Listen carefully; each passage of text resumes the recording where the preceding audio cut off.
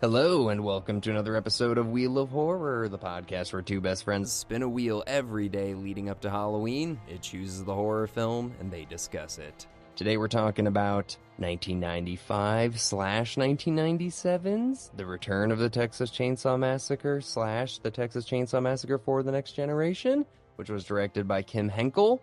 I'm your co-host Alec, and joining me today again is Mr. Andy Danish. Welcome back to the show, Andy. Thank you, Alec. Thank you for having me. I'm excited to talk about this movie. Yeah, dude. Well, you were just on for Leatherface Part 3, so this is going to be fun to see where they go next, and where they go next is very different. Is there anybody, like at the end of 3, do you think you would have assumed it would have gone here? What are your thoughts after 3? My thought is that I think with 3, they were trying to create a legitimate sequel to the first one. And then with this one, I couldn't tell whether this was supposed to be like a sequel, an attempt at a parody, or just completely rebooting it. None of the original characters are there, except for Leatherface. They're not cannibals, or at least they don't indicate that they're cannibals, but they just have like the bones strewn everywhere. Like Leatherface is still like, murdering people and hanging people on hooks.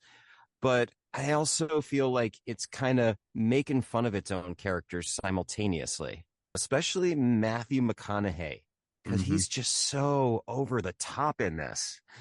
Yeah, man. No, I mean, that's my thoughts. I'm just like, I couldn't really put a peg in whether or not it's an actual continuation, whether it's a reboot or whether it's like a mild parody. Yeah, man. I feel like this movie just didn't give a fuck. It just didn't give a fuck about anything.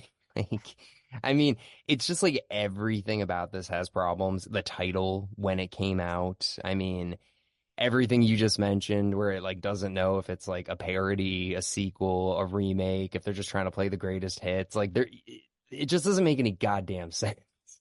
And it's even sadder because the creator, one of the creators, there's Toby Hooper is the guy that most people associate this franchise with, but Kim Henkel, he co-wrote it. So like he clearly has a lot to do with why this series is successful. So for them to be like, okay, we're gonna give the other original creator a shot, and then this is what we get. It's like this guy, I don't know, like I feel bad because I'm like, this is it's just a disaster. Like, I wonder if Kim Henkel decided that he was so pissed off at Toby Hooper, he'd be like, yeah, oh yeah, I'll make the next one. Yeah. Be like, I'll show you, you asshole. I'll show you. This is what I think of your fucking movie. And he did it as like a revenge production almost. That would probably make it better if that was the actual case. But the thing is, like, the first one was super indie, and the second one I think was made by Canon Films, and then the third one was New Line. So it's like, okay, New Line was they were just about like Freddy and Jason were running their course, and they're like, okay, let's try and, put this into the Texas Chainsaw Massacre franchise. The third one didn't do well, so then they sold the rights. I don't even know who made this. Like, I've never heard of the production company. I think TriStar distributed it in 97, but the original production, I think this is just like another indie project. But it was $600,000 was the budget. So like there was investors, but like, fuck. Yeah, I think it was done as an indie project. And you wouldn't have thought that if, seeing that Renee Zellweger and Matthew McConaughey are in it. But yeah, I think it was indie. And I think it was picked up for distribution because, afterwards, Matthew McConaughey and Renee Zellweger went on to become famous and have their bigger titles. So then all of a sudden they are like, oh my God, we have a Texas Chainsaw Massacre with Matthew McConaughey giving this gonzo performance. We definitely want to have this thing. Yeah. And I think it was his agent or it was his PR or somebody who tried to bury this project. They were fighting really hard to make sure that this did not get seen at all. Like, they did not want anybody to know that he was associated with this movie even. Yeah, there's so much legal shit that goes on. Like, when this movie was filmed, like Matthew McConaughey and Renee Zellweger were nobodies. And then, so it came out, I think in 95, it made like no money, was critically panned, and it kind of just like fell into obscurity. Then Matthew McConaughey and Renee Zellweger both become pretty large stars, especially Renee Zellweger with Jerry Maguire. The movie gets distributed again, they recut it, and now it's the Texas Chainsaw Massacre: The Next Generation. Then they re-release it, and Matthew McConaughey's agents, they did like, do the lawsuit to like bury it. Then Matthew McConaughey got countersued, and apparently this lawsuit went on for like 4 years and ended in 2000. Oh my God. So much shit behind the scenes of this movie. Yeah, it is kind of a soulless cash grab where they make a movie, it sucks, it didn't do well, and then they retool it to come out again with these actors when they're like, fuck, no, you already did this. Like, imagine they do that for every movie. Like really though, like think like every bad movie that people did before their careers took off, and then they just re-edit it, change the title, and re-release. Like that is kind of bullshit. Yeah, I'm wondering if there's a clause in most actors' contracts where they do that and that it's performance based on like, oh, okay, if we don't like how this project comes out, then we have the right to whole association with it, or I don't know if there's like precedent for that. Dude, think about this. Like Leprechaun comes out in like 93 or whatever, and it's like fucking awful. And or whatever. And then imagine they re-release it as like The Goblin in 96 or whatever after Friends is a huge hit. And it's like starring the star of Friends. Like that'd be like, this what the fuck is this? Like you can't do it. But anyway, so that's kind of like a little bit of behind the scenes of this movie. Because that's the thing. If Renee Zellweger and Matthew McConaughey were not in this movie, if it was just two randos and it never got all this negative behind the scenes shit, this movie would be almost unwatchable. It's Oh, absolutely. right. It's only watchable because you're like, oh, this is fun before they became big stars. That's like the appeal of the movie. I mean, it's an hour and 20 minutes, so it's short at least. Right, right. And yeah, you're right. The pacing is, oh, it's off. Like, it's just the first half of the movie, it's just such a slog. Like, nothing happens at all, except in like little moments. It's like three movies in one, like the prom, the little bullshit in the car when they're driving, and then the wood scene. That's like a whole little, basically they just take the worst parts of the third one and do that for a while. And then the last second half of the movie is just like the dinner scene on repeat. She just escapes, they bring her back, she escapes, they bring her back. So it's like what the fuck is this movie? Sorry. No, you're right. This movie is basically bonzo structure, like really crazy structure. And I will say Matthew McConaughey, though, is highly, highly memeable slash parodyable in this because he's constantly going, and they Oh did my so much like ADR in this, God. like especially in the scene at the end where Renee Zellweger is trying to catch up to the RV with the old people. And so, like, every time you see the grandmother or the grandfather turn towards the door and you hear the grandmother be like, oh my God, she needs to get in. And it's just like inserted so awkwardly while the Mhm. grandmother is holding the hand of Renee Zellweger. Be like, watch out, this is dangerous. There's just so many awkward lines. Or even the line where it's Matthew McConaughey hopping off the roof onto the car when Renee Zellweger tries to escape, and his jumping sound is, and so they put the ADR of that on top of his jump. Oh God, dude. So he sounds like a walrus when he's jumping out the house. It's so bad and it's so obvious. And there was even a line because there's the director's cut and then there's the original cut. I think I watched the original one, but even at the end when Renee Zellweger is actually escaping, there's two versions where he yells, "Yeah, Wilmer, get that bitch." He's Wilmer. So he's yelling it at Leatherface, but he's saying he's Wilmer. And that's the version I saw. And then I watched another version, like just like the cut comparison or whatever online. And then he says, "Yeah, get that bitch." So there was a version that I paid money for where he yells at his own character to do something, but it's so he fucked up his line and nobody caught it. And it's like, come on. And the other weird thing is in the third one, the reason that I think Leatherface has that leg brace is because the grenade goes off or whatever, and you're like, okay, I guess he survived the grenade and has a leg brace. In this one, Matthew McConaughey has a leg brace, and Leatherface doesn't. So, like, I was in my brain, I always do this. I'm like, all right, how can I fill in the blanks? And I'm like, okay, maybe each of these families has like their own Leatherface, and Matthew McConaughey's a Leatherface from the original family, but he didn't want to be. I was literally going crazy trying to figure out why he has this like brace. I mean, it's not a bad question to ask. It's just, trying to explain the logic of all the movies. And then I think this movie kind of tries to angle towards it by having Vilmer's job being working for this big, massive cult where the British guy comes in at the end and, he's like, you guys aren't getting it. I want these people to know the meaning of horror. And, he's just looking around. There's bones strewn everywhere.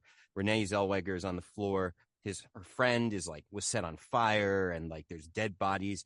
And the guys shaking their head, be like, "This isn't enough." It's just you guys are screwing this up, man. You're not really making them feel afraid. Be like, with Oh, all this freaky shit going on, and I'm like, wait a minute. So this guy hired these people, this family, to create this experience that he describes to Renee Zellweger at the end as spiritual yeah. because it's supposed to be like something that he set up on purpose and uses these families to get these random people as like an experiment in scaring the shit out of people. Because then at the end of the movie, he's like, all right, let me take you to a hospital. And Yeah. he's like, all right, we weren't actually trying to kill you. We were just trying to freak the hell out of you. What about her friend? What about everybody else? It makes no fucking sense, Andy. And you know what even makes less sense? Just really quick, you said he was British. Why is he reading a French newspaper at the end and speaking French? He's like saying things. He's like le boudoir. Like he'll say something in English and then say it in French. And you're like, you're British and you're in Texas. What is happening? Why don't you have sideburns? Like, what is this? There's so many questions I had. Well, according to film school, Alec, characters who speak foreign languages like French indicate that they are refined and educated. So therefore, this movie needed to convey that this character is refined and educated by speaking French and reading a newspaper and sitting in a limo. He's not some guy who drives a truck. Be like, oh, this guy is smart. He's not stupid because he speaks French and he reads a newspaper. Yeah. So we couldn't figure that out because we're the audience is stupid. So it's like, oh, he's a smart character. Yeah, he's so refined, he's evil. Like, you're right though. Like this is like what Kim Hinkle thinks stupid people think smart people are. He's like he reads French, like he drives a limo. Like, And I'm just wondering, I'm like, he's taking that limo into the middle of nowhere of Texas. So I'm like, I wonder if he goes everywhere in that limo. Does this guy just go around to different houses in that limo? Like, if it's the theory that he's trying to get people to experience horror and there's all these different families that have all these different leather faces and have all these different freaky things going on, is he just like riding around in a limo, just like checking in on his investments? that's what I was thinking, dude. Because it was so weird that he shows up and his bodyguard is like thinner than he is, and like nobody's got a gun. Like if this dude is rolling like this, like checking up on these psychopaths, this guy would have like this massive security guard behind him, and he'd have like an AK-47 in his hands. Like this guy was walking around way too confident. Also driving down back roads in a limo, dude, your tire might pop. Like it's a back road. Like there's I don't know. Seriously. We're looking so deep into it. I hope he has good car insurance. I hope he's like a member of AAA or something, because you might have to have somebody come out there and tow you. It pays to be prepared, especially in scenarios when you're dealing with families that make walrus sounds and, try to freak the hell out of you. Oh, and another thing I learned was Vilmer's wife, she's actually played by a porn star, I think. Oh. Tori something. I forget her last name. I was about to say Amos. I'm like, no, Tori Amos isn't a porn star. She's a singer. But anyway, yeah. But you're right, though, is that this movie would not have gotten noticed or nobody would care about this movie or wouldn't even have been picked up for redistribution if Matthew McConaughey and Renee Zellweger weren't in it. Like, Yeah. it's too bad, though, that like Renee Zellweger doesn't have any moments that kind of like make her cringeworthy in an enjoyable way. She actually is kind of like, oh, okay, she's not bad in this. She's okay. She's not Yeah. like really interesting, but she doesn't do anything embarrassing to kind of be like, have the audience question her acting chops. No, no, no, no. The whole movie is the Matthew McConaughey movie. It's just him doing crazy stuff and we're all just along for the ride. Like, yeah, Renee Zellweger is very interchangeable. And you're right. She's like, she's fine. She's fine. She's not bad. You're not like, Jesus, she sucks. Or you're not like, wow, her performance. But yeah, she screams well. Good for her. But Matthew McConaughey is a completely unhinged psychopath. Every single thing he does is just like crazy. He's cutting himself. He's screaming all the time. He's playing the music that he plays whenever he's killing people, it's like an 80s band that's trying to make it in the 90s. That's like the best way I could describe it. It's like they had a little success in the 80s. It's now the 90s and they're trying to transition and it's not going well. That's the only thing I could think of whenever I heard that song. Another little weird, interesting tidbit. So the guy that played Leatherface was a musician, and I don't think he's really done much else, but he was friends with Deborah Harry. You know who she is, right? Remind me. The lead singer of Blondie.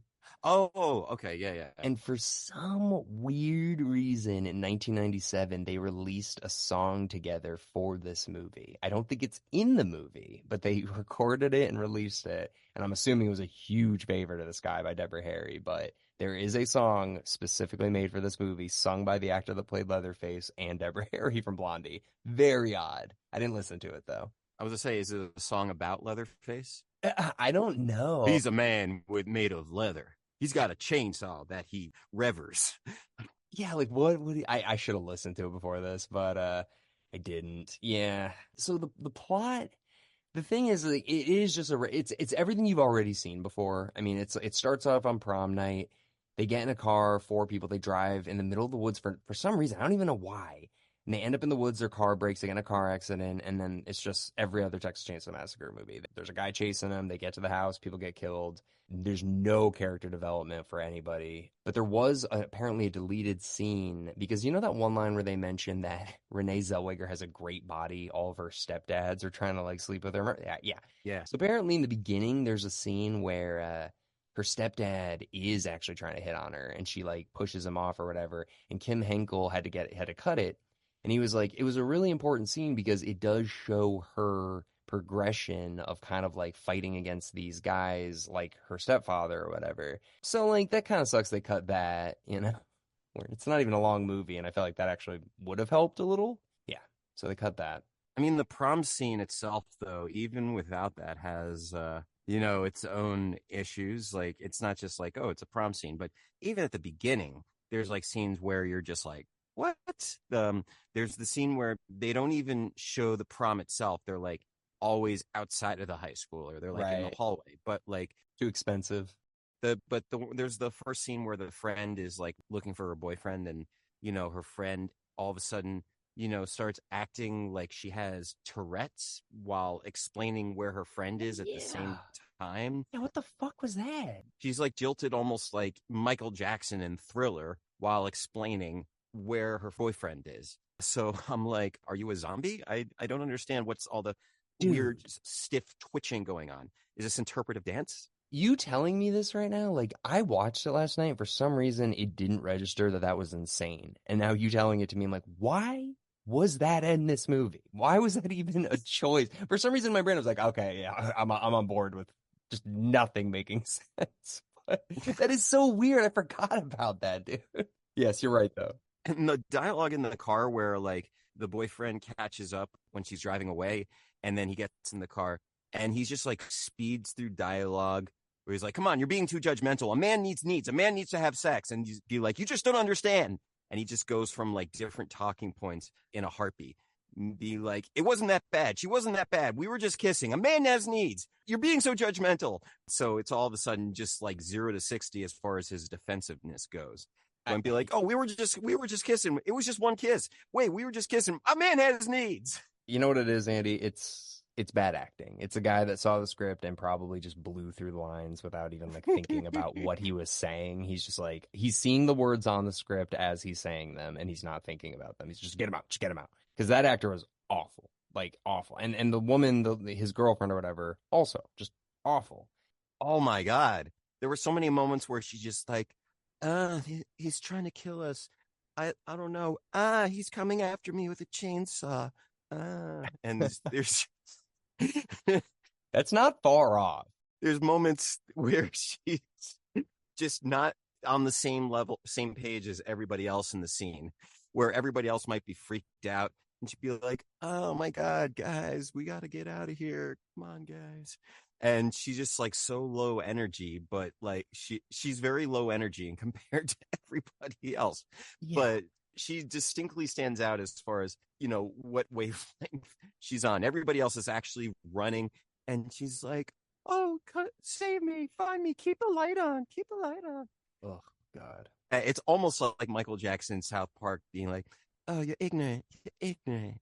Yeah, honestly, I was thinking about Michael Jackson, like watching this movie, be like, it's poo poo. This movie's poo poo. It's bad. I don't like it. The first thing in this movie, though, at the prom, which is when I was just like, okay, I've given up 100%. Like, this is, let's just go, is, the sound from the original one where it's like, "Beep," like of the light flashing or whatever.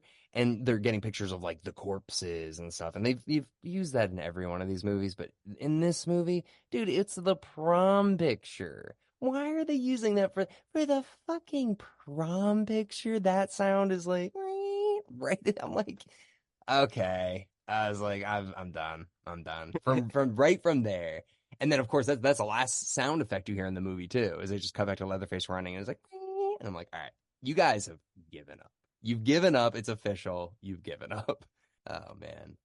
What did your thoughts on the guy who did the opening crawl, voiceover, like, because every Texas Chainsaw Massacre has like an opening crawl with a narrator, be like, on November 19th, 1973.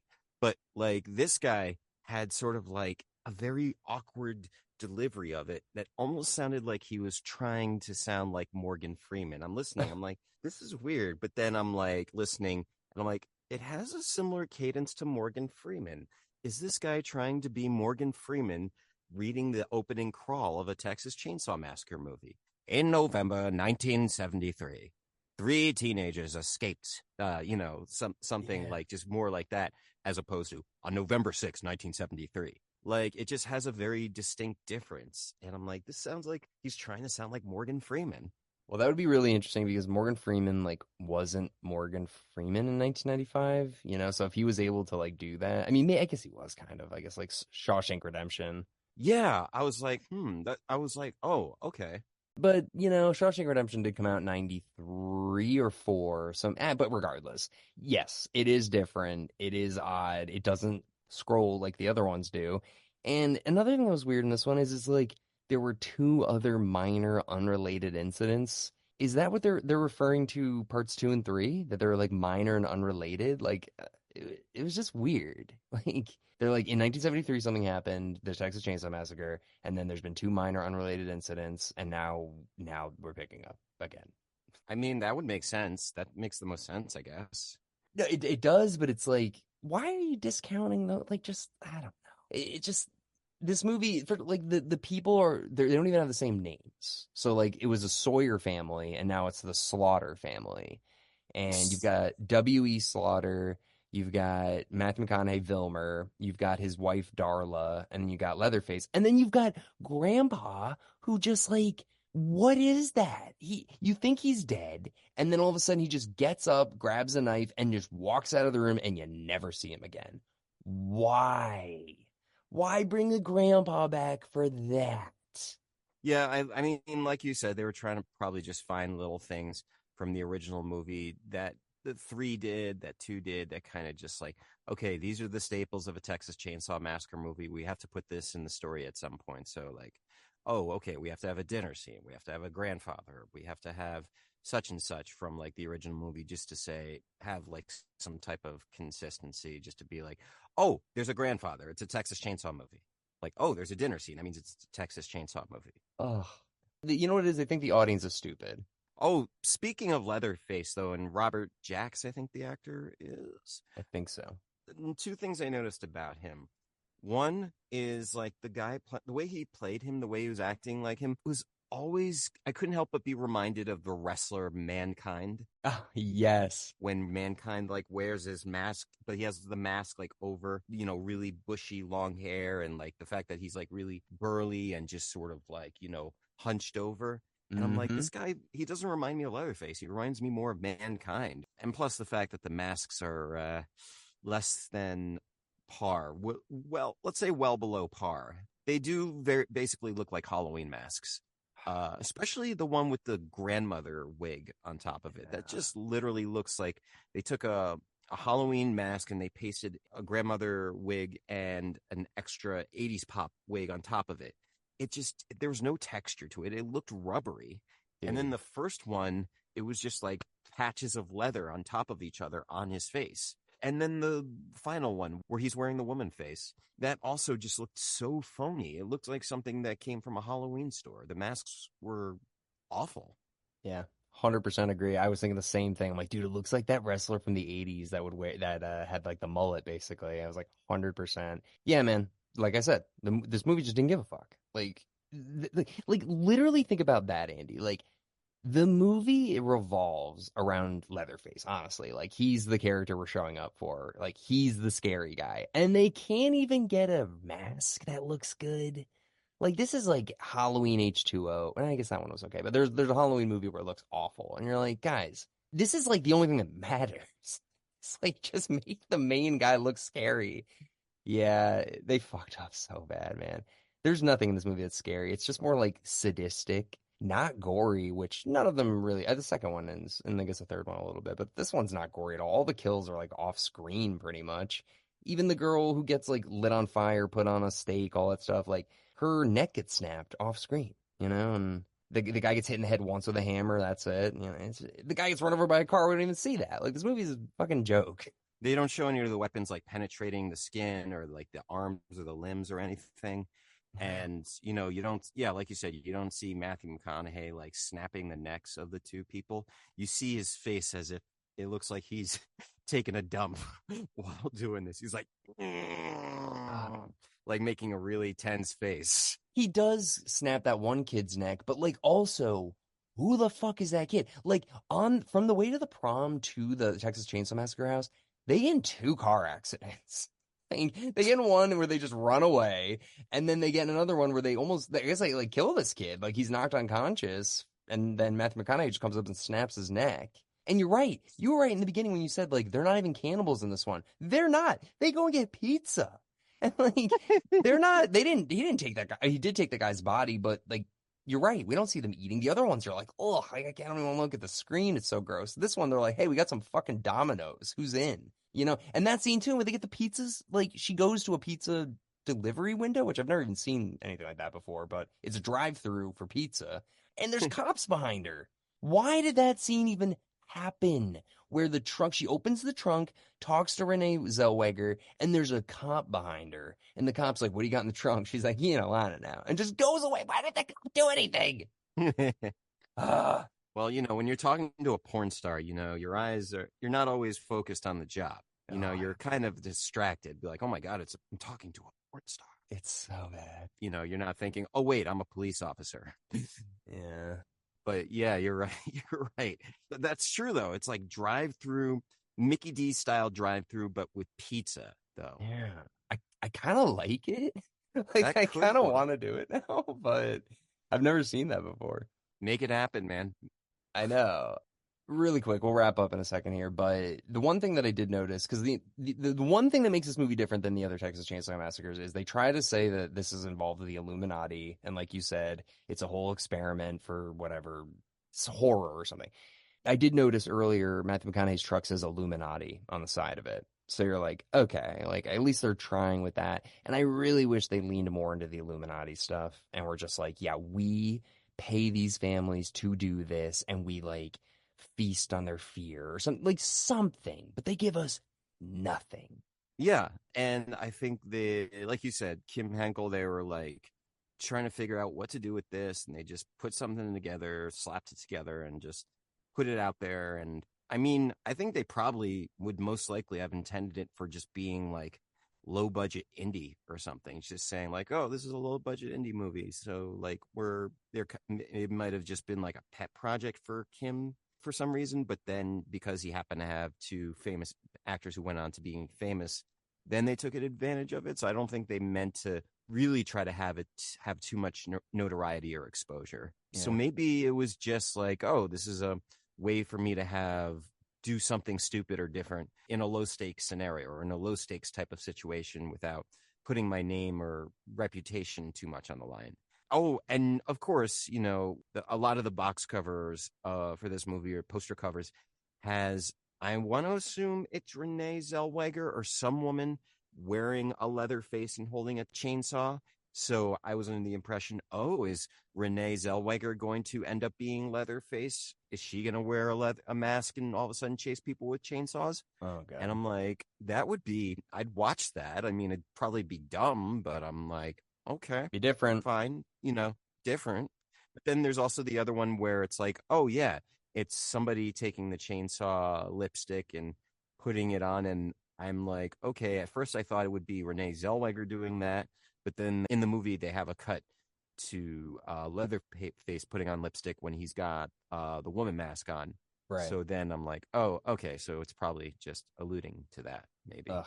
Yeah. Well, we're gonna get kicked off here, but I just gotta say really quick, the final scene of the movie is the original actress that plays Sally and the original actress that plays the brother in the wheelchair, and that is the worst cameo I've ever seen in any movie ever. It makes no sense, and it's such a soulless cash grab to just get those people in the movie. But anyways, Andy, thank you so much for joining me on this Texas Chainsaw Massacre. We should probably do another one. Why the fuck not? Let's keep it going. But thank you everybody for listening in, and we'll see you tomorrow with something. Thanks, Andy. Thanks for having me. Bye.